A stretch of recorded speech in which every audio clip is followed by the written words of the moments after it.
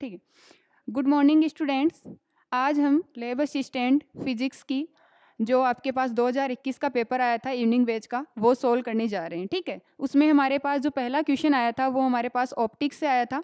ठीक है, प्रकाशिकी से आया था कि एक खगोलीय दूरदर्शी की आवर्धन क्षमता 10 है और उसके अभिनेत्रक लेंस की फोकस दूरी 20 सेंटीमीटर है, तो अभिदर्शक लेंस की फोकस दूरी क्या होगी। ठीक है, तो इसके लिए हमारे पास एक सीधा सा फॉर्मूला होता है कि आवर्धन क्षमता इक्वल टू हमारे पास होता है अभिदर्शक लेंस की फोकस दूरी डिवाइड बाय अभिनेत्रक लेंस की फोकस दूरी। ठीक है, तो हमारे पास क्या आ जाएगा, m बराबर F0/F।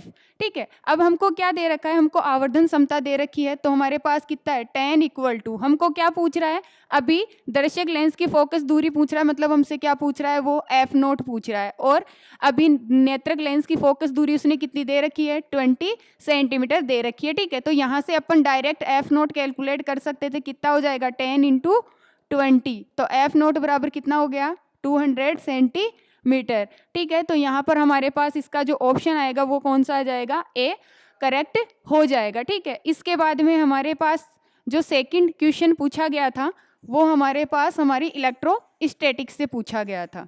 ठीक है, सेकंड क्वेश्चन था वो हमारे पास किससे पूछा गया था, इलेक्ट्रोस्टैटिक्स से पूछा गया था। इसमें हमारे पास देखो क्या पूछा गया है कि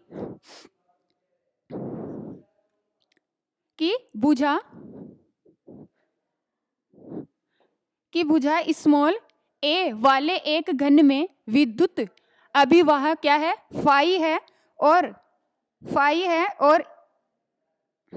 और इसका मान क्या होगा यदि घन की भुजा का मान 2a कर दिया जाए और परिबद्ध आवेश को आधा कर दिया जाए। ठीक है, तो जो ये क्वेश्चन पूछा गया था ये हमारे पास जो हमारा गॉस का नियम होता है इलेक्ट्रोस्टैटिक्स में, उससे पूछा गया था। और इलेक्ट्रोस्टैटिक्स का जो गॉस का नियम है वो ये कहता है कि किसी भी जो हमारे पास कोई डिवाइस होता है या कोई भी जो निकाय होता है उसमें हमारे पास जो फ्लक्स होता है वो हमारे पास उस निकाय से परिबद्ध आवेश और 1/ε0 के गुणनफल के बराबर होता है। ठीक है, तो यहाँ से हमारे पास अगर मैं मान लूँ कि उस निकाय में परिबद्ध आवेश फाई है और उसमें जो टोटल चार्ज है वो कितना है, समीशन क्यू है, और हमारे पास जो 1/ε0 यहाँ से आ जाएगा, तो यहाँ इस वाले फॉर्मूले से हमको क्या करना था, इस क्वेश्चन को कैलकुलेट करना था। ठीक है, तो यहाँ से इस फॉर्मूले से हमको एक चीज़ तो डेफिनेट पता चल रही है कि ये आकार पर निर्भर नहीं कर रहा है, ये केवल किस पर डिपेंड कर रहा है, चार्ज पर डिपेंड कर रहा है। ठीक है,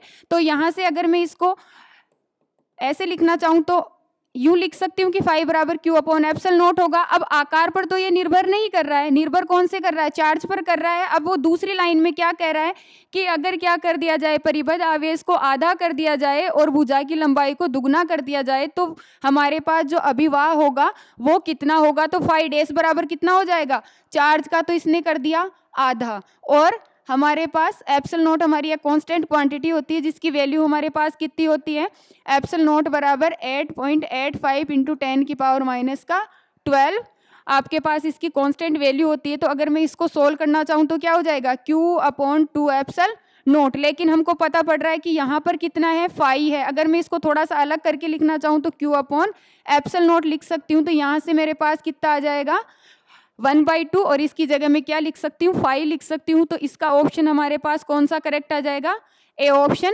करेक्ट आ जाएगा। ठीक है, इसके बाद में हमारे पास जो हमारा थर्ड क्वेश्चन पूछा गया था वो भी हमारे पास किससे पूछा गया था, इसी इलेक्ट्रोस्टैटिक्स से पूछा गया था। तो थर्ड क्वेश्चन का हमारे पास क्या आंसर आएगा,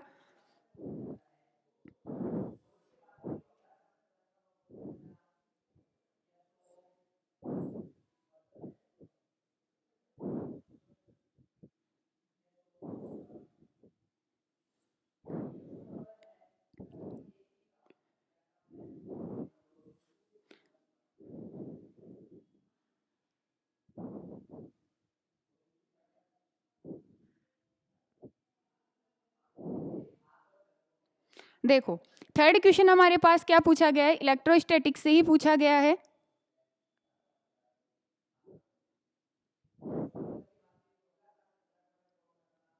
ठीक है, क्या पूछा गया है कि दो आवेशों के मध्य बल का मान कितना है, 200 न्यूटन है। यदि आवेशों की बीच की जो दूरी है उसको दोगुना कर दिया जाए तो बल का मान क्या होगा। ठीक है, तो ये किससे पूछा गया था, कूलाम बल से पूछा गया था। और कूलाम बल यह कहता है कि यदि हमारे पास दो चार्जेज हैं वो r दूरी पर रखे गए हैं और उन चार्जेस की वैल्यू q1 और q2 है, तो वहां पर जो लगने वाला कूलाम बल होता है वो हमारे पास क्या होता है। देखो मैं समझा देती हूँ कैसे, कि हमारे पास मान लिया कि ये दो पॉइंट चार्ज हैं Q1 और Q2, ये दोनों कहाँ पर रखे हुए हैं, r दूरी पर रखे हुए हैं। तो इन पर लगने वाला जो कूलाम बल होता है वो क्या होता है, इन दोनों चार्जेस के तो गुणनफल के समानुपाती होता है और इनके मध्य जो दूरी होती है उनके वर्ग के व्युत्क्रमानुपाती होता है। तो यहाँ से हमारे पास हम क्या बता सकते हैं कि हमारे पास जो हमारा बल होगा वो क्या होगा, Q1 Q2 के प्रोपोर्शनल और r स्क्वायर के इन्वर्सली प्रोपोर्शनल होगा। तो यहाँ से हमारे पास एक फॉर्मूला निकल के आता है K Q1 Q2 upon r square. ठीक है, तो वो आपसे क्या कह रहा है, देखो ये कह रहा है कि हमारे पास उनकी बीच की दूरी को क्या कर दिया जाए, दुगना कर दिया जाए। f तो हमारे पास ये है। ठीक है, अब इसके बाद में देखो, इसको अगर मैं लिखना चाहूँ तो यूं लिख सकती हूँ, पहले वाले के लिए कि 200 न्यूटन दिया है, इसमें हमको फॉर्मूले में ये वाली वैल्यू हमारे पास एज इट इज ऐसी की ऐसी रहेगी। अब हमारे पास दोबारा वो ये कह रहा है कि उसके बीच की दूरी क्या कर दी जाए, आधी कर दी जाए। मतलब हमारे पास f डैश क्या हो जाएगा, k Q1 Q2 और r में क्या हो जाएगा, दुगनी कर दी जाए। तो यहाँ से क्या हो जाएगा, 2r हो जाएगा दुगनी, और फॉर्मूले के हिसाब से स्क्वायर भी हो जाएगा। तो f डैश बराबर कितना हो गया, 1/4 k Q1 Q2 upon r square. इसकी जगह में क्या लिख सकती हूँ, 200 लिख सकती हूँ। तो f डैश बराबर कितना हो गया, 1/4 इंटू 200, कैंसिल आउट करते हैं तो कितनी आएगा, 50 न्यूटन। ठीक है, तो यहाँ से हमारे पास क्या हो जाएगा, हमारा डी ऑप्शन करेक्ट हो जाएगा। ठीक है, इसके बाद में देखो, इसके बाद में हमारे पास जो फोर्थ क्वेश्चन है वो किससे पूछा गया है, वो हमारे पास इलेक्ट्रॉनिक्स से पूछा गया है। ठीक है, इलेक्ट्रॉनिक्स में जो लॉजिक गेट्स होते हैं उनसे पूछा गया है। ठीक है, तो इनसे अपने पास जो क्वेश्चंस हैं वो क्या आएगा, देखो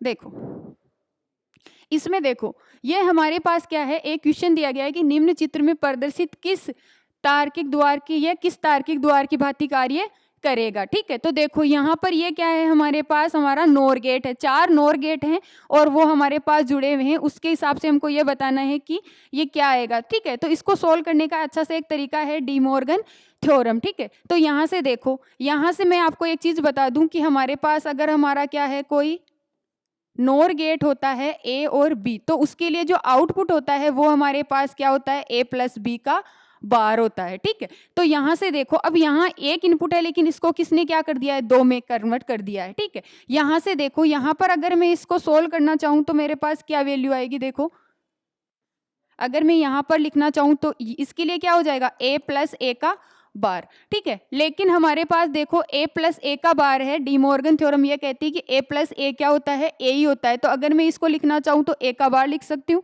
इसी प्रकार इसमें हमारे पास यहाँ बी है, यहाँ पर भी बी है, तो इसके हिसाब से यहाँ क्या आ जाएगा, बी बार आ जाएगा। अब इसके बाद में फिर यहाँ क्या हो जाएगा, ए बार प्लस बी बार का फुल बार हो जाएगा। अब डी मॉर्गन थ्योरम ये कहती है हमारे पास कि अगर आपके पास कोई दो क्वांटिटी और उन पर बार है तो आप इसको क्या कर सकते हो, डॉट प्रोडक्ट में कर सकते हो। ठीक है, मतलब हमारे पास यहाँ प्लस तो क्या हो जाता है, डॉट में हो जाता है, ये बार उन दोनों पर बट जाता है। अब बार से बार हमारे पास क्या हो जाता है, हट जाता है। तो यहाँ इसके लिए क्या आ जाएगा, आउटपुट ए डॉट बी। लेकिन अब यहाँ पर हमारे पास ये भी 2 हिस्सों में बट रहा है, तो या तो ये आप ऐसे करो, ए डॉट बी और ए डॉट बी का प्लस और उसका बार। अब फिर ये दोनों क्वांटिटियां सेम होगी तो ए डॉट बी का बार हो जाएगा। और हम जानते हैं कि हमारे पास जो हमारा नेंद गेट होता है, ठीक है, नेंद गेट होता है वो क्या होता है हमारे पास, एक तो एंड गेट से मिलकर बनता है, एक नोट गेट से मिलकर बनता है। तो यहाँ हमारे पास ए और बी आ गया, तो यहाँ तो क्या हो जाएगा, ए डॉट बी और यहाँ ए डॉट बी का बार। ठीक है, तो मतलब यहाँ पर हमारे पास ऑप्शन क्या आ जाएगा, बी ऑप्शन करेक्ट आ जाएगा। ठीक है, इसके बाद में यहाँ पर हमारे पास कौन सा है, फोर्थ क्वेश्चन है।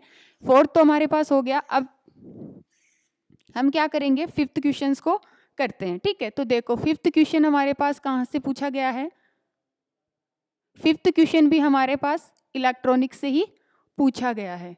ठीक है, इलेक्ट्रॉनिक से पूछा गया है, क्या कह रहा है कि हमारे पास ट्रांजिस्टर में दो धारा लाभ अल्फा व बीटा है, तो इनके बीच में संबंध क्या होगा। ठीक है, तो ये हमारे पास ट्रांजिस्टर से पूछा गया है, और ट्रांजिस्टर में हमारे पास 3 ट्रांजिस्टर मतलब 3 रजिस्टर। ठीक है, तो मतलब इसमें 3 सिरे होते हैं, तो इसमें 3 सिरे कौन कौन से होते हैं, एक तो इमीटर होता है, एक कलेक्टर होता है, एक बेस होता है। लेकिन जो इमीटर का करंट होता है वो सबसे ज्यादा होता है। इमीटर का करंट हमारे पास कलेक्टर के करंट और बेस के करंट के दोनों के योग के बराबर होता है। ठीक है, मतलब हमारे पास यहाँ क्या आता है, यहाँ पर अगर अपन इसको सोल्व करना चाहें तो आई ई बराबर कितना होता है, आई सी प्लस आई बी होता है। ठीक है, यहाँ से अगर मैं बात करूँ, इसमें से मैं आई सी कॉमन ले लूँ तो मेरे पास क्या हो जाएगा, देखो आई ई, या तो आप इसको आई सी से डिवाइड कर दो दोनों तरफ, तो आई सी से डिवाइड किया तो ये तो अपने पास कितना हो गया, 1 हो गया, प्लस कितना हो गया, आई बी अपॉन आई सी। जो हमारे पास अल्फा कांस्टेंट होता है वो हमारे पास होता है आई सी अपॉन आई ई। ठीक है, और जो हमारे पास बीटा कांस्टेंट होता है वो हमारे पास होता है आई सी अपॉन आई बी। अब अगर मैं इसको सोल्व करना चाहूँ तो देखो ये इसका अपोजिट है, मतलब यहाँ तो क्या आ जाएगा 1 अपॉन अल्फा, 1 प्लस यहाँ कितना हो जाएगा, ये भी इसका उल्टा है तो 1 अपॉन बीटा। तो यहाँ से 1 अपॉन अल्फा बराबर, इसको सोल्व करते हैं तो अपन एलसीएम ले लेते हैं, बीटा प्लस 1। यहाँ से अगर मैं इसको उल्टा करूँ तो अल्फा बराबर बीटा अपॉन बीटा प्लस 1। यहाँ पर देखते हैं कौन सा ऑप्शन सही है।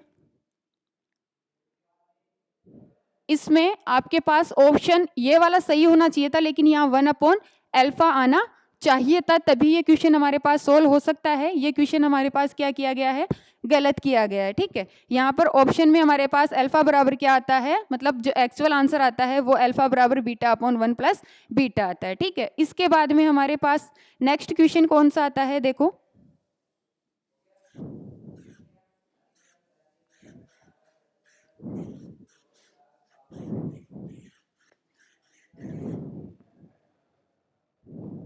नेक्स्ट क्वेश्चन कौन सा है हमारे पास, देखो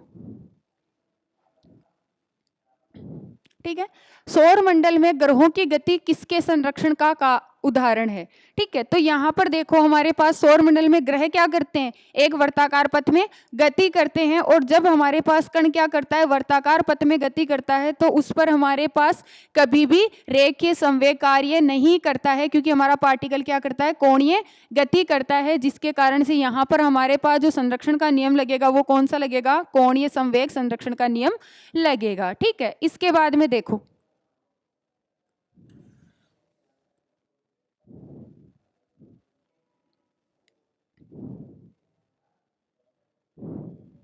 ठीक है, इसके बाद में हमारे पास एक क्वेश्चन पूछा गया था, कौन सा, कि आपके पास क्या है, देखो एक क्वेश्चन पूछा गया है कि एक बंद ऑर्गन पाइप और एक खुले ऑर्गन पाइप, एक बंद ऑर्गन पाइप और एक खुले ऑर्गन पाइप को समान मूल आवृत्ति पर ट्यून किया जाता है तो उनकी लंबाई का अनुपात होगा। ठीक है, तो इसके लिए देखो, इसके लिए हमारे पास क्या होता है, जो हमारे पास बंद ऑर्गन पाइप होता है, ठीक है, उसकी जो मूल आवृत्ति होती है, बंद ऑर्गन पाइप की जो मूल आवृत्ति होती है, बंद ऑर्गन पाइप की मूल आवृत्ति वो क्या होती है, बंद ऑर्गन पाइप की जो मूल आवृत्ति होती है वो हमारे पास कितनी होती है, अपन मान लेते हैं कि N1 है, वो हमारे पास कितनी होती है, V/4L होती है। ठीक है, और हमारे पास जो हमारा क्या होता है, खुला ऑर्गन पाइप होता है, खुला ऑर्गन पाइप होता है, उसकी जो मूल आवृत्ति होती है वो मैंने N1 डैश मान ली, वो हमारे पास क्या होती है, V/2L होती है। ठीक है, तो वो आपसे कह रहा है कि इनकी लंबाइयों का अनुपात क्या होगा। इनकी लंबाइयों का अनुपात कैलकुलेट करने के लिए हमारे पास क्या है, देखो उसने क्या कहा है कि समान ट्यूनिंग की गई है, समान ट्यूनिंग की गई है, मतलब हमारे पास जो n बराबर है वो n डैश है। ठीक है, तो यहाँ पर अपन ये कह सकते हैं कि n बराबर कितना हो जाएगा, n डैश हो जाएगा, तो यहाँ से V/4L बराबर कितना लिख सकते हैं, V/2L लिख सकते हैं, V से V कैंसिल आउट यहाँ पर, और यहाँ से अगर अपन कैलकुलेट करना चाहें तो अपन इनका अनुपात भी ले सकते हैं, लेने के लिए तो ठीक है, क्यों अपने पास यहाँ पर अगर अपन अनुपात लेंगे तो आपके पास इनकी लंबाइयों का अनुपात हमारे पास आ जाएगा। ठीक है, तो यहाँ से अपने पास जो ऑप्शन आएगा करेक्ट वो हमारे पास कितना आ जाएगा, 1:2 आ जाएगा। ठीक है, 1:2 आ जाएगा। क्योंकि यहाँ से देखो, यहाँ पर अगर मैं इसकी लंबाई मान लूँ, इसकी लंबाई L1 मान लेती हूँ, इसकी मैं L2 मान लेती हूँ। यहाँ पर अगर अपन यहाँ पर इसकी बात करें तो यहाँ तो इसके लिए 2 हो जाएगी, इसके लिए 1 हो जाएगी। ठीक है, तो अब अपन सोल्व करते हैं तो देखो यहाँ से 2 और यहाँ से 1 हो जाएगा। अब अगर अपन को क्या करना है, L1 अपॉन L2 करना है। एक बार देखो यहाँ से इसको सोल्व करते हैं। देखो यहाँ से देखो, यहाँ से अगर मैं कहूँ तो N1 बराबर कितना हो जाएगा, N2 हो जाएगा। ठीक है, तो यहाँ से V अपॉन 4L1 बराबर कितना हो जाएगा, V अपॉन 2L2। यहाँ से V कैंसिल आउट, यहाँ से 2 बार कैंसिल आउट, तो यहाँ कितना हो गया 1 अपॉन 2L1 बराबर 1 अपॉन L2। यहाँ पर मुझे क्या करना है, यहाँ पर मुझे L1 अपॉन L2 कैलकुलेट करना है, तो वो कितना हो जाएगा 1/2 हो जाएगा। मेरा डी ऑप्शन क्या आ जाएगा, करेक्ट आ जाएगा। ठीक है, इसके बाद में देखो नेक्स्ट क्वेश्चन हमारे पास किससे पूछा गया है, हमारे डॉपलर इफेक्ट से पूछा गया है कि हमारे जो ध्वनि स्रोत होते हैं वो गति करते हैं तो कैसे गति करते हैं, और उन पर हमारे पास जो आवृत्ति का डिफरेंस आता है वो कैसे आता है। ठीक है, तो आपसे देखो एक क्वेश्चन ये पूछा गया था कि ध्वनि के स्रोत को किस गति से चलना चाहिए कि जिससे उसकी प्रेक्षक की आभासी आवृत्ति प्राकृत आवृत्ति की क्या हो जाए, आधी हो जाए। ठीक है, तो यहाँ से देखो प्रेक्षक की जो आवृत्ति होती है, ठीक है, उसके लिए हमारे पास एक फॉर्मूला होता है कि प्रेक्षक की आवृत्ति बराबर हमारे पास क्या होता है, V upon V plus VS, और ये क्या होती है हमारे पास प्राकृतिक या वास्तविक आवृत्ति। ठीक है, और ये VS क्या है हमारे पास, स्रोत की आवृत्ति।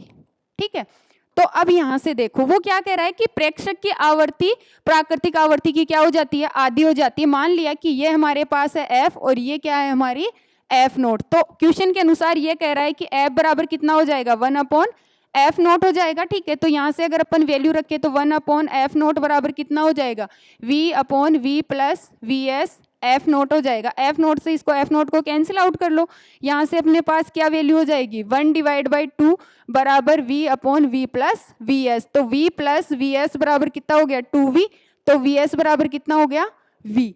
ठीक है, तो यहाँ से हमारे पास जो स्रोत की आवृत्ति होगी वो कितनी हो जाएगी, V हो जाएगी। यहाँ से हमारे पास क्या आ जाएगा, डी ऑप्शन करेक्ट आ जाएगा। ठीक है, यहाँ से देखो अब इसके बाद में नेक्स्ट हमारे पास कौन सा क्वेश्चन है, देखो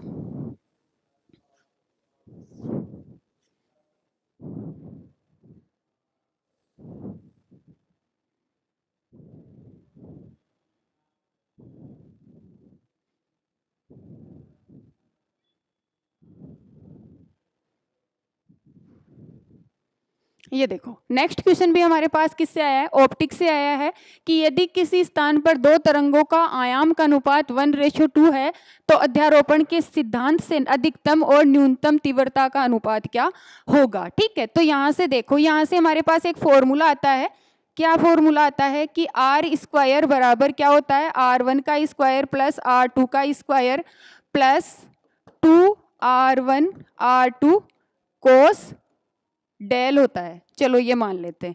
ठीक है, यहाँ से अपन एक चीज और जानते हैं कि जो प्रकाश की तीव्रता होती है वो प्रोपोर्शनल होती है R² के, मतलब I बराबर हमारे पास KR² लिख सकते हैं। अब K को अगर मैं कांस्टेंट मान लूँ तो मेरे पास क्या हो जाएगा, I बराबर R² आ जाएगा। अब मुझे अगर मैक्सिमम निकालना है, I मैक्सिमम कैलकुलेट करना है, तो मुझे इस कोस डेल में चेंज करना होगा। अगर मैं इसमें क्या कर दूं, इस डेल की वैल्यू क्या रख दूं, 0 डिग्री रख दूं, तो मेरे पास कोस की वैल्यू मैक्सिमम आ जाएगी। तो यहाँ से I मैक्सिमम बराबर कितना हो जाएगा, R1 का स्क्वायर प्लस R2 का स्क्वायर प्लस 2R1 R2। ठीक है, तो इसको मैं क्या लिख सकती हूँ, ऐसा लग रहा है क्या कि A² plus B² plus 2AB वाला फॉर्मूला लग रहा है, A प्लस B का होल स्क्वायर। तो यहाँ से I मैक्सिमम बराबर कितना हो जाएगा, R1 प्लस R2 का होल स्क्वायर। इसके हिसाब से अगर मैं I मिनिमम कैलकुलेट करना चाहूँ तो I मिनिमम अगर मैं कैलकुलेट करना चाहती हूँ तो मेरे पास क्या आ जाएगी, इसके हिसाब से मुझे इसकी वैल्यू कोस की जगह डेल की जगह कितनी रखनी होगी, पाई आपके पास क्या हो जाएगा, -1 हो जाएगा। तो यहाँ से क्या हो जाएगा, R1 माइनस R2 का होल स्क्वायर हो जाएगा। अब हमारे पास इसका जो फॉर्मूला बनेगा वो हमारा क्या बन जाएगा कि I maximum divide by I minimum equal to R1 plus R2 का whole square divide by R1 minus R2 का होल स्क्वायर। आपको ये दे रखा है कि R1 अपॉन R2 बराबर 1/2 है, ठीक है, 1:2 है। तो अब इसमें से अपन क्या कर सकते हैं, देखो R2 इस कॉमन ले लो, R2 अगर आप अंदर से कॉमन लेते हो तो बाहर आके स्क्वायर हो जाएगा, तो R2 का स्क्वायर और नीचे भी R2 का स्क्वायर। यहाँ कितना हो गया 1 + R1 अपॉन R2 का होल स्क्वायर। और यहाँ कितना हो गया, यहाँ से अगर अपन करना चाहें तो क्या हो जाएगा R1 अपॉन R2 - 1 का होल स्क्वायर। ये तो हो गए हमारे कैंसिल आउट। हमको क्या दे रखा है 1 + 1/2 दे रखा है इसकी वैल्यू, और यहाँ पर 1/2 - 1 का होल स्क्वायर। यहाँ पर अगर अपन सोल्व करते तो कितना आ जाएगा, देखो यहाँ से अगर अपन करते हैं तो 2 तो 3/2 का होल स्क्वायर, और यहाँ पर अपने पास कितना हो जाएगा -1 का होल स्क्वायर। अगर अपन इसको सोल्व करते हैं तो 9/4 और 1/4, 4 से 4 तो यहाँ 9:1 आ जाएगा। मतलब हमारे पास यहाँ क्या आ जाएगा, ए ऑप्शन करेक्ट आ जाएगा, ठीक है। इसके बाद में नेक्स्ट हमारे पास क्वेश्चन है, वो किससे पूछा गया है, हमारे पास जो हमारी क्लासिकल मैकेनिक्स है, ठीक है, उससे पूछा गया है। क्लासिकल मैकेनिक्स से क्वेश्चन पूछा गया है और सीधा पूछा गया है, फॉर्मूले बेस्ड क्वेश्चन है। अगर हमको फॉर्मूला पता है तो हम उनके एसआई यूनिट भी बता सकते हैं, ठीक है। कैसे, देखो यहाँ से देखो क्या पूछ रहा है कि बल आघूर्ण का ऐसा ही मात्रक होता है। अब बल आघूर्ण क्या होता है, देखो जैसे हमारे पास रेखीय गति होती है, उस पर कोई बल कार्य करता है, ठीक है, तो वो क्या होता है, रेखीय बल होता है, F होता है। लेकिन अगर हमारा पार्टिकल कोणीय गति कर रहा है तो उस पर बल कौन सा लगता है, बल आघूर्ण लगता है, ठीक है। और वो क्या करता है, किस किस पर डिपेंड करता है, एक तो रेखीय बल पर तो डिपेंड करता ही है, उसके साथ साथ वो किस पर डिपेंड करता है, जिस मतलब उसके सेंटर से जितनी दूरी पर वो लग रहा है उस पर भी डिपेंड करता है। मतलब टो बराबर बल आघूर्ण, टो बराबर कितना होता है, R vector cross F vector होता है। तो यहाँ से मैं अगर लिखना चाहूँ तो R F साइन थीटा लिख सकती हूँ, थीटा को तो मैं मैक्सिमम करके हटा सकती हूँ, तो टो बराबर कितना हो गया, R F हो गया। अब टो हमारे पास बल आघूर्ण है, R क्या है हमारी दूरी, तो मीटर, और ये क्या है बल, बल क्या है न्यूटन, तो क्या हो जाएगा इसका मात्रक न्यूटन मीटर। तो इसका मात्रक न्यूटन मीटर हो जाएगा। मतलब हमारे पास ए ऑप्शन क्या आ जाएगा, करेक्ट आ जाएगा, ठीक है। इसके बाद में देखो, इसके बाद में हमारे पास नेक्स्ट क्वेश्चन कौन सा है, देखो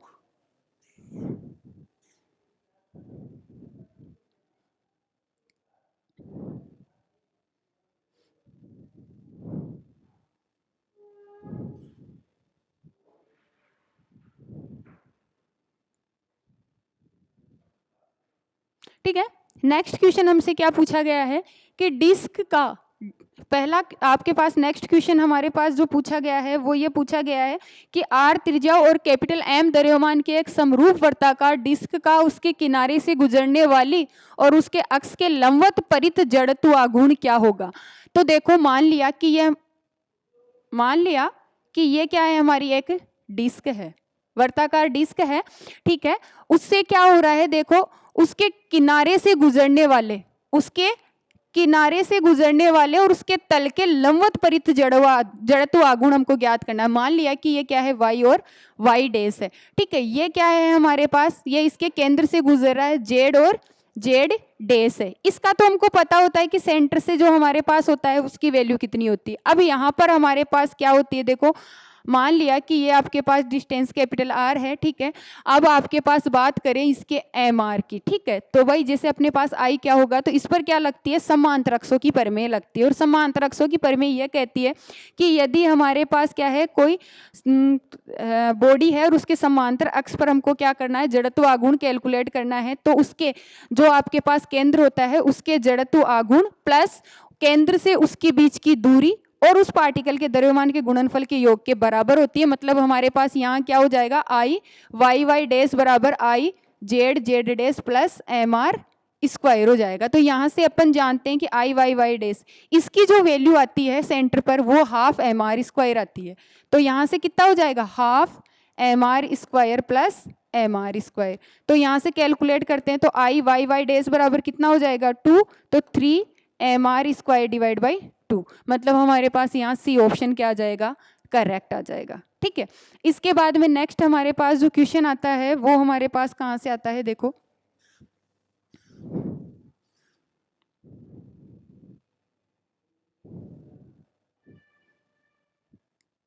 नेक्स्ट क्वेश्चन आपसे पूछा गया है कि यदि V ए और एक्स कर्मक से किसी सरल आवर्त गति के कण का वेग, त्वरण और विस्थापन है, तो माध्य स्थिति पर, अब माध्य स्थिति पर देखो एक बात हमको डेफिनेट याद रखनी है कि जहां पर हमारा विस्थापन मैक्सिमम होता है वहीं पर हमारे पास त्वरण भी मैक्सिमम होता है। क्यों? क्योंकि वहां पर देखो एक्स बराबर क्या होता है, देखो एक्स बराबर होता है हमारे पास, एक्स बराबर होता है ए साइन ओमेगा टी। अब अपन जानते हैं कि वेग क्या होता है, D x upon D T होता है, तो D x upon D T हमारे पास क्या हो जाएगा, ए ओमेगा कोस ओमेगा टी। लेकिन इसका दोबारा करेंगे तो यहाँ पर हमारे पास क्या आ जाएगा, देखो D square x upon D T square, मतलब हमारे पास त्वरण आ जाएगा, ये कितना हो जाएगा, माइनस का a omega square sine omega t. ठीक है, तो यहाँ से अपने पास बात ये आ जाती है। अब यहाँ पर देखो, यहाँ पर वो कह रहा है कि माध्य स्थिति पर, अब माध्य स्थिति पर बात करें तो इसके हिसाब से मैं क्या निकाल सकती हूँ, साइन ओमेगा टी बराबर एक्स अपॉन ए निकाल सकती हूँ। कोस ओमेगा टी क्या होता है, √1 minus sine square omega T होता है, तो इसके हिसाब से v बराबर कितना हो गया, ए ओमेगा √1 माइनस एक्स अपॉन ए का होल स्क्वायर। तो यहाँ से अगर मैं कैलकुलेट करना चाहूँ तो मेरे पास क्या वैल्यू आ जाएगी, देखो v बराबर omega √a² minus x square, ये वाली वैल्यू आ जाएगी। ठीक है, तो यहाँ से देखो अगर मैं x को, माध्य स्थिति है तो x क्या हो जाएगा, 0, मतलब यहाँ v बराबर कितना हो जाएगा, ओमेगा a² हो जाएगा। ठीक है, और रूट आ जाएगा, तो v बराबर कितना हो गया, ओमेगा a। लेकिन ये कितनी आ गई, इसकी मैक्सिमम वैल्यू आ गई, मतलब माध्य स्थिति पर v तो हमारा क्या होगा, मैक्सिमम होगा। अब v अगर हमारा मैक्सिमम है तो मैंने अभी आपको कहा कि वो क्या होगा, हमारे पास जो त्वरण है और जो हमारे पास विस्थापन है वो क्या होंगे, न्यूनतम होंगे। तो यहाँ से हमारे पास जो बी ऑप्शन है वो करेक्ट आ जाएगा। ठीक है, उसके बाद में देखो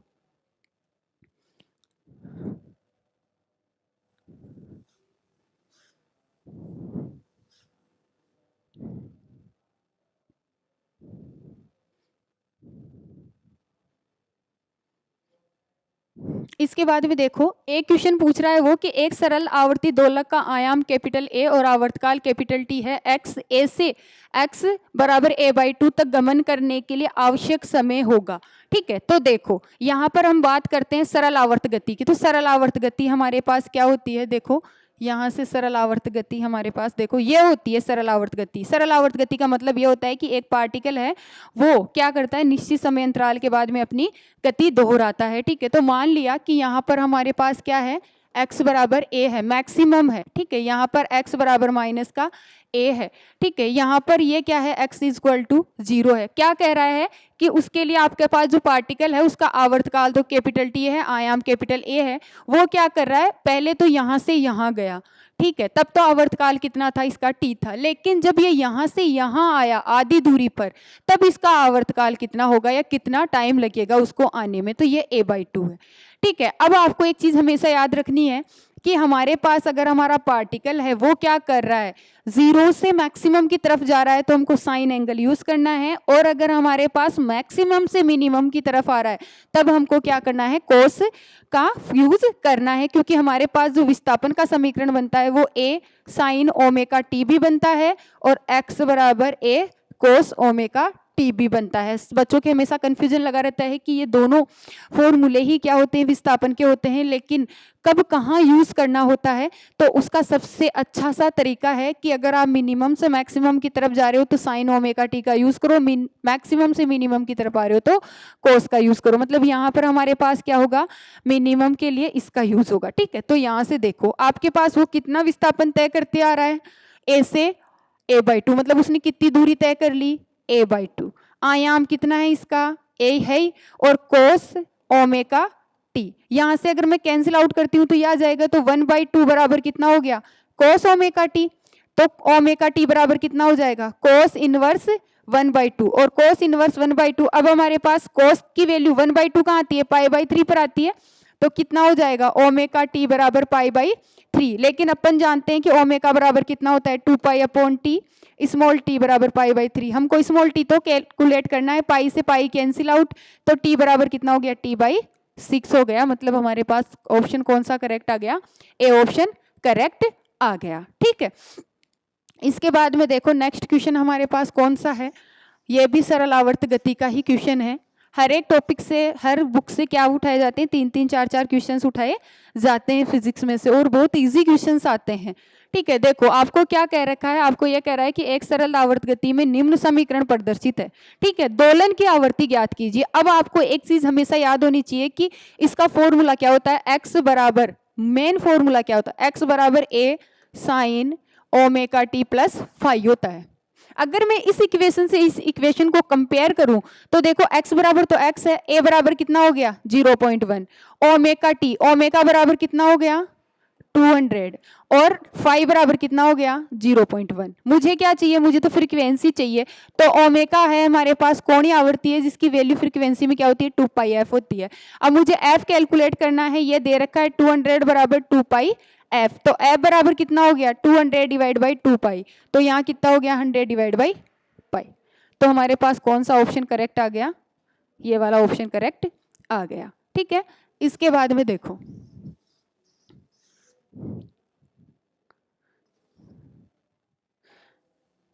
इसके बाद में नेक्स्ट क्वेश्चन पूछा गया है, वो हमारे पास क्वांटम मैकेनिक्स से पूछा गया है कि हाइड्रोजन परमाणु की बोर परमाणु मॉडल के अनुसार मुख्य क्वांटम संख्या n और कक्षा की त्रिज्या स्मॉल r में क्या संबंध होता है। ठीक है, तो स्मॉल r में हमारे पास जो फॉर्मूला आता है वो क्या आता है, r स्क्वायर बराबर n square upon Z 0.528 angstrom होती है इसकी वैल्यू। ठीक है, तो अब यहाँ पर देखो ये n स्क्वायर है तो r इज प्रोपोर्शनल क्या हो जाएगा, n स्क्वायर हो जाएगा, z तो हमारे पास हमको दे ही नहीं रखा, तो यहाँ पर कौन सा ऑप्शन करेक्ट हो जाएगा, हमारा बी ऑप्शन करेक्ट हो जाएगा।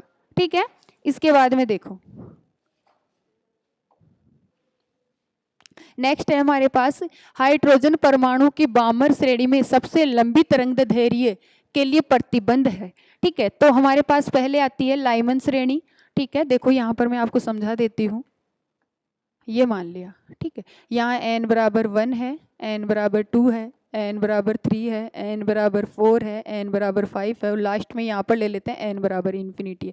पहली जो श्रेणी आती है वो हमारी लाइमन श्रेणी आती है। लाइमन श्रेणी में हमारा पार्टिकल क्या करता है, 1 वाले में ट्रांसमिट होता है। ठीक है, कहीं से भी आ रहा हो लेकिन 1 वाले जो आपके पास श्रेणी है या फिर n बराबर 1 वाली जो तरंगदैर्घ्य वाली उस पर आता है। दूसरा आता है बामर में। अब बामर में हमारे पास कहाँ जाएगा, 2 में जाएगा, तो यहाँ से ये u जाएगा।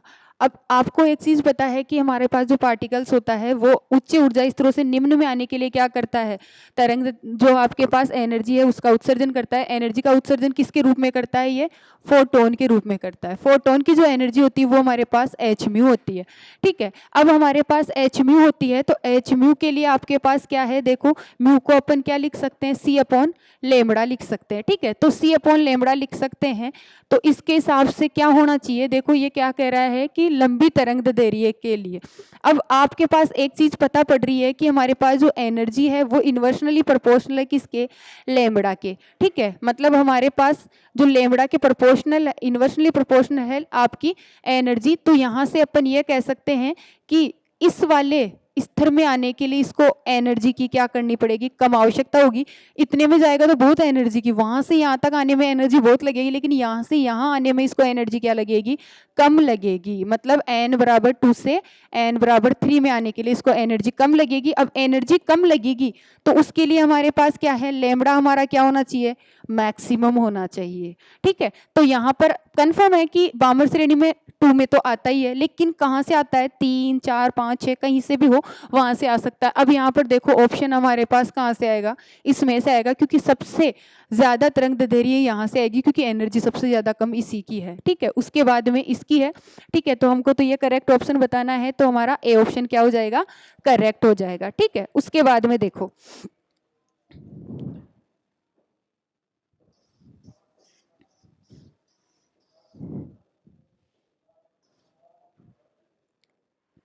नेक्स्ट हमारे पास जो क्वेश्चन है वो क्या है कि यदि यदि हाइड्रोजन परमाणु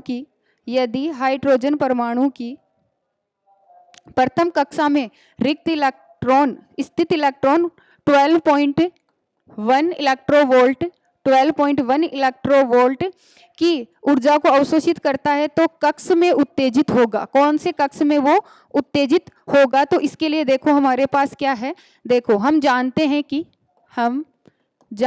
कि nth ऑर्बिट में nth ऑर्बिट में जो एनर्जी होती है वो ई एन बराबर माइनस का 13.6 अपॉन एन स्क्वायर होती है, ठीक है। अब अगर मैं बात करूं इसमें फर्स्ट वाले के लिए, तो ई एन बराबर, प्रथम की बात कर रहा है ना वो, प्रथम कक्ष में, तो ई एन बराबर कितना हो गया, माइनस का 13.6 इलेक्ट्रोवोल्ट हो गया। लेकिन वो क्या कह रहा है कि स्थित इलेक्ट्रॉन 12.1 इलेक्ट्रोवोल्ट की ऊर्जा तो अवशोषित कर लेता है। अब अवशोषित करने के बाद में इसकी एनर्जी कितनी हो जाएगी, E N E one dash बराबर कितनी हो जाएगी, माइनस का 13.6 प्लस 12.1 इलेक्ट्रोवोल्ट। तो यहाँ से ई वन डैश बराबर कितना हो गया, यहाँ से अपने पास हो गई इसकी वैल्यू माइनस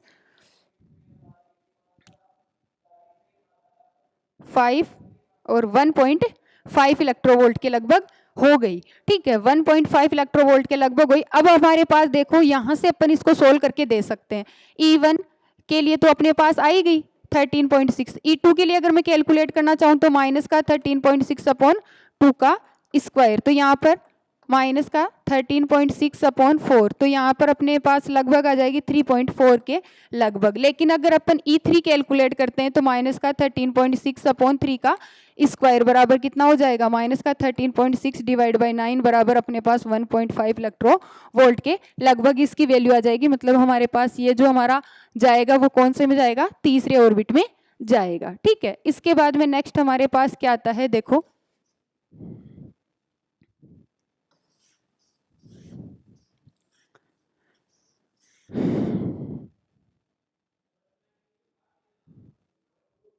नेक्स्ट हमारे पास क्वेश्चन क्या आ जाएगा, देखो ये कहाँ से आया है, इलेक्ट्रॉनिक से आया है, गैल्वेनोमीटर से, ठीक है, कि यदि परिपथ में गैल्वेनोमीटर में जो आपके पास विक्षेप है शून्य है तो प्रतिरोध कैपिटल आर का मान ज्ञात कीजिए। अब अगर विक्षेप शून्य होता है गैल्वेनोमीटर का तो एक फॉर्मूला होता है क्या, P अपॉन क्यू बराबर R अपॉन S फॉर्मूला होता है। ये क्या होता है, P Q R और S, ठीक है। तो यहाँ से देखो 2/3 बराबर 4/R, तो R की वैल्यू कैलकुलेट करनी है तो R यहाँ चला जाएगा, तो 3 इंटू 4 डिवाइड बाई 2 कितना हो गया, 6, ठीक है। तो यहाँ से हमारे पास क्या वैल्यू आ जाएगी, इसकी 6 वैल्यू आ जाएगी, ठीक है, 6 ओम आ जाएगा। अब यहाँ से देखो इसके बाद में नेक्स्ट हमारे पास जो क्वेश्चन है वो कहाँ से पूछा गया है, देखो ये भी इलेक्ट्रॉनिक से ही पूछा गया है, ये भी हमारे पास किससे पूछा गया है, इलेक्ट्रॉनिक से ही पूछा गया है। क्या पूछा गया है कि दिए गए परिपथ में कैपिटल आई का मान ज्ञात कीजिए। ये किरचॉफ के फर्स्ट लॉ से दिया गया है, ठीक है। और किरचॉफ का पहला नियम यह कहता है कि किसी संधि बिंदु पर आने वाली धाराओं का योग और जाने वाली धाराओं का योग क्या होता है, बराबर होता है। अब संधि बिंदु क्या है, ये है। अब देखो इस पर कौन कौन सी धाराएं आ रही हैं, एक तो अपने पास 2 आ रही है, 2 एम्पियर, एक क्या आ रही है 5 और एक क्या आ रही है 4, और जाने वाली धाराओं के योग के बराबर होता है। तो जा कौन सी रही है, एक तो 7 और एक आई आ गया हमारे पास। तो यहाँ कितना हो गया, ये 11/11 इक्वल टू 7 प्लस आई, तो आई बराबर कितना हो गया 4 एम्पियर। तो यहाँ से हमारे पास 4 एम्पियर इसका आंसर आ जाएगा, ठीक है। इसके बाद में देखो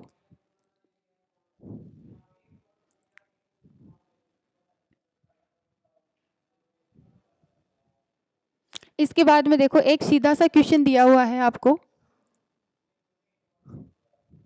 थ्योरी बेस्ड क्वेश्चन है।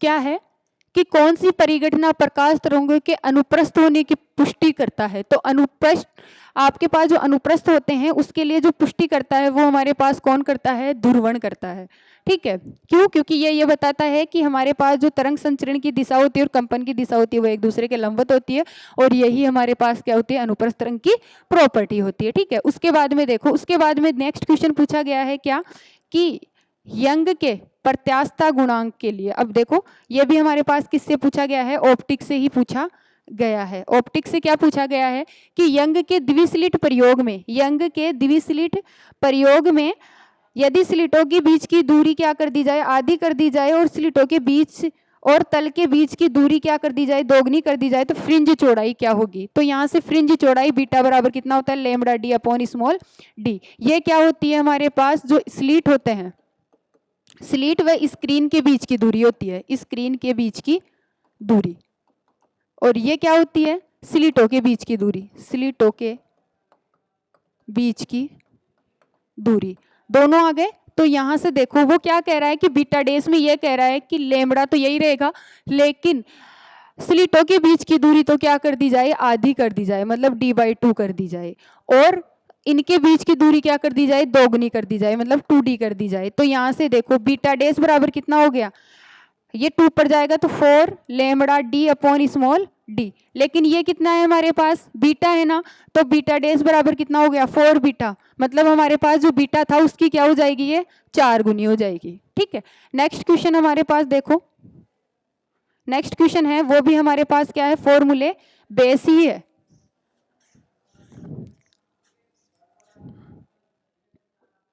फॉर्मूले बेस क्या है, देखो वो ये पूछ रहा है कि द्रव्यमान स्थिति डेल एम और बंधन ऊर्जा बाइंडिंग एनर्जी में क्या संबंध होता है। तो आपको मैंने क्लास में ही पढ़ा रखा है कि बाइंडिंग एनर्जी बराबर कितना होता है, डेल एम सी स्क्वायर होता है, जहां पर डेल एम हमारे पास कितना होता है, Z M P plus A minus Z M N minus M A Z होता है। ठीक है, ये वास्तविक द्रव्यमान है और ये आपके पास क्या आ जाती है, द्रव्यमान स्थिति आ जाती है। ठीक है, नेक्स्ट हमारे पास कौन सा क्वेश्चन है, देखो ये क्वेश्चन भी थोड़ा सा क्या है, मुझे तो ऐसा लग रहा है कि ये गलत ही है। ठीक है, क्यों, क्योंकि देखो इसमें हमारे पास वो क्या पूछने की कोशिश कर रहा है कि नाभिकीय रिएक्टर में कौन निम्न में से कौन सा अवमंदक की तरह कार्य करता है। तो अवमंदक की तरह हमारे पास जो नाभिकीय रिएक्टर होता है उसमें 3 काम करते हैं, कैडमियम की छड़ें भी काम करती है, भारी जल भी कार्य करता है और ग्रेफाइट की छड़ें भी कार्य करती है। अब इसमें देखो यूरेनियम और प्लूटोनियम, ये तो क्या होते हैं, हमारे पास पदार्थ होते हैं जो हमारे पास नाभिकीय रिएक्टर में यूज किए जाते हैं। भारी जल और कैडमियम छड़, ये दोनों ही हमारे पास क्या करती है, अवमंदक का कार्य करती है। तो मेरे हिसाब से तो ये क्वेश्चन गलत है, इसमें हमारे पास जो ऑप्शन आना चाहिए वो दोनों आने चाहिए। ठीक है, या तो ये नहीं देना चाहिए था या फिर ये है तो दोनों होने चाहिए। ठीक है, इसके बाद में देखो नेक्स्ट क्वेश्चन,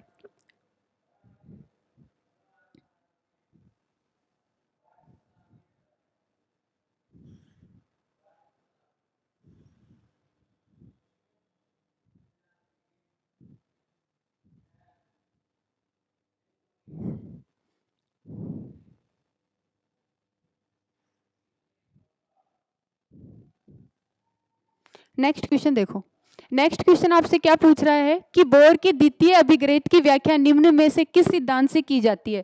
तो बोर के जो द्वितीय आपके पास अभिग्रहित है, ठीक है, उसकी आपके पास जो व्याख्या की जाती है वो हमारे पास क्या की जाती है, कोणीय संवेग संरक्षण नियम से की जाती है। और उसके अनुसार क्या होता है, एल वेक्टर बराबर एन एच अपॉन 2 पाई होता है। ये एल क्या होता है, हमारे पास कोणीय संवेग होता है, और ये कहता है कि हमारे पास जो कोणीय संवेग होता है वो हमारे पास क्या होता है, एच अपॉन 2 पाई का पूर्ण गुणज होता है। ठीक है, तो यहाँ से हमारे पास ये तो सीधा क्वेश्चन था। इसके बाद में नेक्स्ट क्वेश्चन हमारे पास कौन सा है, देखो नेक्स्ट क्वेश्चन है वो हमारे थर्मोडायनेमिक्स से पूछा गया है। ठीक है, थर्मोडायनेमिक्स से पूछा गया है क्या, कि कार्नो इंजन की दक्षता निर्भर करती है। तो कार्नो इंजन की जो दक्षता होती है वो हमारे पास देखो क्या पूछ रहा है, कार्यकारी पदार्थ पर निर्भर करती है, इंजन की डिजाइन पर निर्भर करती है, इंजन की जो आपके पास क्या होती है, इंजन की स्ट्रोक की लंबाई होती है उस पर निर्भर करती है, स्रोत और सिंक के ताप पर निर्भर करती है। तो हमारे पास जो हमारा कार्नो इंजन होता है उसकी दक्षता नीटा बराबर 1 - T2 अपॉन T1 होती है, जहां पर T1 हमारे पास क्या होता है, स्रोत का तापमान होता है, और ये किसका होता है, सिंक का तापमान होता है। तो इससे फॉर्मूले से पता पड़ रहा है सीधा ही कि स्रोत और सिंक के तापमान पर ही निर्भर करती है। ठीक है, तो ये हमारा डी ऑप्शन क्या आ जाएगा, करेक्ट आ जाएगा। ठीक है, इसके बाद में देखो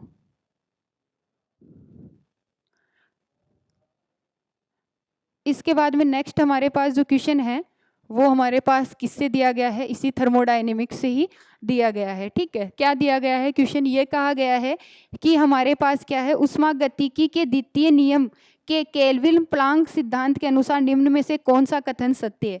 पहला है, ठंडे ऊष्मा का भंडार से ऊष्मा गर्म भंडार में बिना बाह्य कार्य के स्थानांतरित हो सकती है। सेकंड है, उत्क्रमणीय इंजन की दक्षता 1 के बराबर होती है। थर्ड है, गर्म ऊष्मा भंडार से ऊष्मा पूर्णतः कार्य में परिवर्तित हो सकती है। और फोर्थ है, ऊष्मा इंजन की दक्षता 1 से कम होती है। तो ये क्वेश्चन ही गलत है। क्यों, क्योंकि क्वेश्चन गलत ये इसीलिए है क्योंकि हमारे पास जो केल्विन प्लांक का सिद्धांत होता है वो ये कहता है कि हमारे पास जो गर्म ऊष्मा भंडार है, ठीक है, उससे ऊष्मा पूर्णतः कार्य में परिवर्तित नहीं की जा सकती है। तो यहाँ हमारे पास क्या आना चाहिए था, नहीं आना चाहिए था, तब तो ये सी ऑप्शन करेक्ट था, वरना ये ऑप्शन हमारे पास क्या है, गलत है। ठीक है, क्लाउसियस का सिद्धांत होता है सेकंड, तो वो ये कहता है कि ठंडे उष्मा भंडार से गर्म उष्मा भंडार में बिना कार्य परिवर्तित किए आपके पास संभव नहीं है, ये भी आपके पास संभव नहीं होती है। ठीक है, बिना कार्य में परिवर्तन या फिर बिना कार्य बाह्य कार्य स्थानांतरित किए बिना वो परिवर्तित नहीं हो सकती है। ठीक है, तो ये आपके पास क्वेश्चन ही क्या किया गया था, गलत दिया गया था। नेक्स्ट क्वेश्चन हमारे पास कौन सा आता है, देखो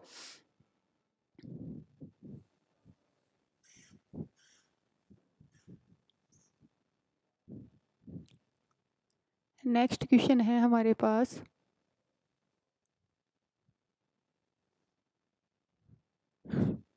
ठीक है, गाउस के नियम से संबंधित कौन सा कथन सत्य नहीं है। इलेक्ट्रॉनिक से पूछा गया है, तो देखो मैंने गाउस का अभी नियम बताया कि क्यू बराबर कितना होता है, सॉरी फाई बराबर कितना होता है, क्यू अपॉन फाई बराबर क्यू अपॉन एप्सल नॉट होता है। ठीक है, तो देखो कुल परिबद्ध आवेश पर निर्भर करता है क्योंकि समीशन ऑफ क्यू होता है।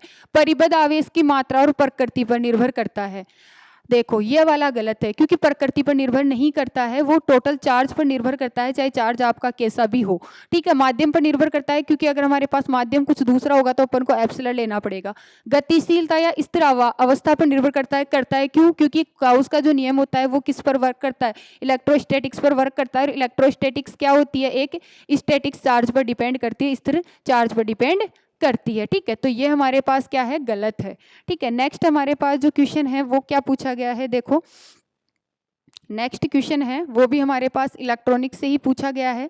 इलेक्ट्रॉनिक से क्या पूछा गया है कि अग्रदिशिक बायस में पीएन संधि डायोड में हरासी क्षेत्र या डिप्लेशन लेयर की चौड़ाई। अब डिप्रेशन लेयर की चौड़ाई हमारे पास क्या होती है, देखो यहाँ से होती है।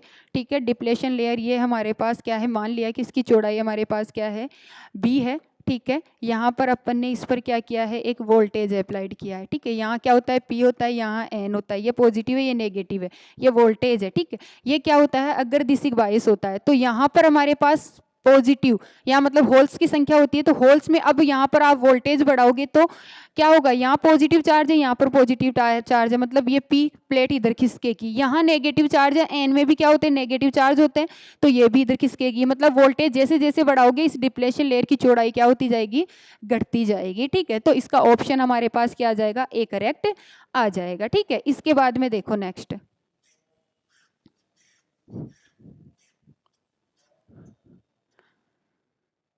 हमारे पास जो क्वेश्चन है वो क्या पूछा गया है, देखो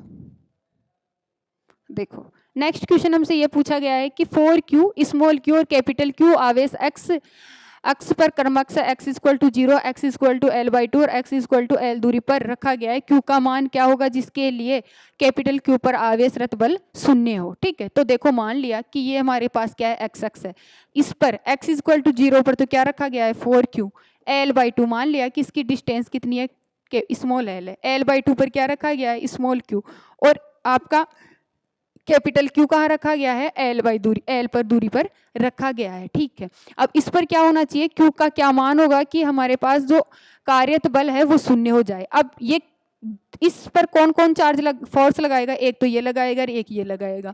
इसके लिए फोर्स कितना हो जाएगा, इसके लिए फोर्स कितना हो जाएगा, के Q1 Q2 divide by R square मतलब एल स्क्वायर, प्लस यहाँ पर ये लगाएगा कितना, के Q1 Q2 divide by L by 2 का होल स्क्वायर, क्योंकि ये एल बाई 2 है तो ये भी एल बाई 2 ही हो जाएगी। और आपके पास कितना होना चाहिए, कार्यरत बल कितना हो जाना चाहिए, शून्य हो जाना चाहिए, मतलब टोटल फोर्स हमारे पास 0 हो जाना चाहिए।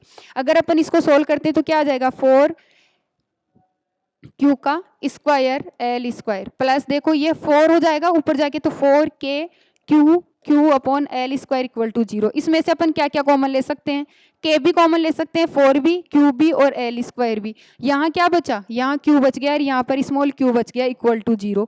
तो ये तो डज नॉट इक्वल टू 0 हो सकते हैं, क्यू प्लस क्यू बराबर 0। तो यहाँ से आपको क्या निकालना है, स्मॉल क्यू निकालना है, तो वो कितना हो जाएगा, माइनस क्यू हो जाएगा। ठीक है, तो यहाँ से ऑप्शन हमारे पास कौन सा आंसर आ जाएगा, यहाँ पर मुझे इसमें साफ दिखाई नहीं दे रहा है, तो यहाँ से ऑप्शन हमारा आ जाएगा डी करेक्ट आ जाएगा। ठीक है, इसके बाद में देखो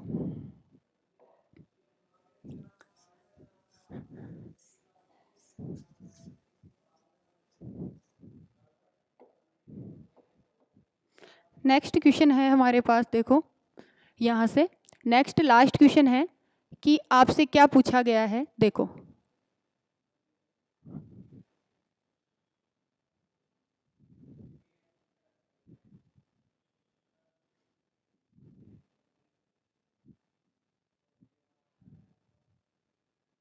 ठीक है, नेक्स्ट क्वेश्चन आपसे ये वाला पूछा गया है कि यदि स्रोत का तापमान बढ़ा दिया जाए तो कार्नो इंजन की दक्षता। ठीक है, तो मैंने अभी बताया कि नीटा बराबर 1 माइनस T2 अपॉन T1 होता है, जहां पर T क्या होता है हमारे पास, T1 स्रोत का ताप होता है। ठीक है, अब वो क्या कह रहा है कि तापमान में वृद्धि कर दी जाए। अब नीटा बराबर देखो यहाँ पर T2 अपॉन T1, देखो डेफिनेट है, प्रोसेस से हो जाएगा। इसकी वैल्यू अगर मैं इंक्रीज करती हूँ तो इसकी वैल्यू क्या हो जाएगी, पूरे की डिक्रीज हो जाएगी। इसकी वैल्यू अगर डिक्रीज हो जाती है तो 1 में से आप कम क्वांटिटी करते हो तो नीटा की वैल्यू क्या हो जाएगी, बढ़ेगी या नहीं बढ़ेगी। ठीक है, और दूसरा आपके पास देखो, इसमें ही कर लेते हैं, अगर मैं इसकी वैल्यू कम कर देती हूँ तो इसकी वैल्यू क्या हो जाएगी, बढ़ जाएगी। अब इसकी वैल्यू बढ़ेगी तो नीटा की वैल्यू क्या हो जाएगी, घटेगी। अब वो क्या कह रहा है कि स्रोत का तापमान क्या कर दिया गया है, बढ़ा दिया गया है। अब स्रोत का तापमान बढ़ा दिया तो नीटा का मान भी क्या हो जाएगा, बढ़ जाएगा। इस प्रकार से हमारे पास जो फिजिक्स है उससे क्या पूछे गए थे, 30 क्वेश्चन पूछे गए थे और इनके सॉल्यूशंस ये हैं। नेक्स्ट क्लास में हम, हमारे पास जो मॉर्निंग वाला बैच था 2021 वाला, ठीक है, उसका जो पेपर है वो भी सोल्व करेंगे। ठीक है, थैंक यू। इस क्लास में इतना ही। ठीक है, थैंक यू।